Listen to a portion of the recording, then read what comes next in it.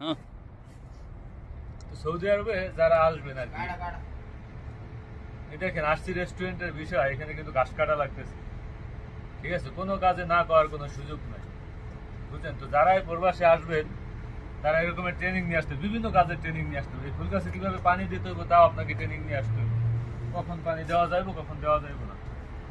তো আজ থেকে প্রায় এই ঘাস কাটতে এসে মনে পড়লো যে আমার যখন গরু ছিল আমাকে বাড়িতে, তখন প্রায় কত, আজ থেকে 15 বছর আগে, 15 বছর আগে কিন্তু ওই বিল থেকে মানে মাঠ থেকে ঘাস কাটতে নিয়ে তারপর গরুরে খাওয়াইতাম।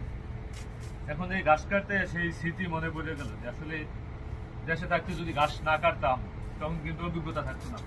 যদিও এই গাছটা কাটার একটু স্টাইল আমি এমনি এমনি কাটতে আসি, এটা কিন্তু ওই দেশের মতো ধরে এমনি করে কাটা যাইব না, কারণ এটার গোড়াটা অনেক নরম, এমন কাটতে গেলে গাছ কিন্তু উগলে যাইব, পরবর্তীতে কিন্তু লস, কোম্পানির লস। তো এই জন্য আর কি এমনি ধরে ধরে কাটতে আসি। কেউ মনে করেন না যে আমি ঘাস কাটতে পারি, আমি কিন্তু ঘাস কাটা এক্সপার্ট, ঠিক আছে? যেহেতু বহুত বছর যাবত দেশে গরু ছিল, গরুরে ঘাস কাটতে খাওয়াইছি, অনেক ঘাস কাটতে আসি। এখন এই ঘাসের জন্য আফসোস হইতেছে যে কত সুন্দর সুন্দর ঘাস, কিন্তু এখানে গরু নাই। যদিও কিছু গরু টরু থাকলে আশেপাশে তারা গাছটা দিয়ে দাও, কিন্তু সেই সুযোগ নেই।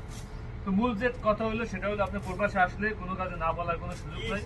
আপনাকে ঘাস কাটতে হইব, আপনাকে পানি দিতে হইব ঘাসে, আপনাকে রেস্টুরেন্ট সাফাই করতে হইব, ক্লিন করতে হইব, সব ধরনের কাজ আপনাকে করতে হইব, ঠিক আছে? এটাই হলো বাস্তব, এটাই হলো প্রবাস।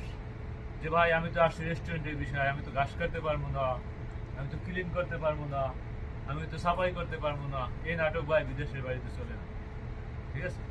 আপনাকে সব ধরনের কাজ করতে হইব রেস্টুরেন্টের A to Z, ঠিক আছে?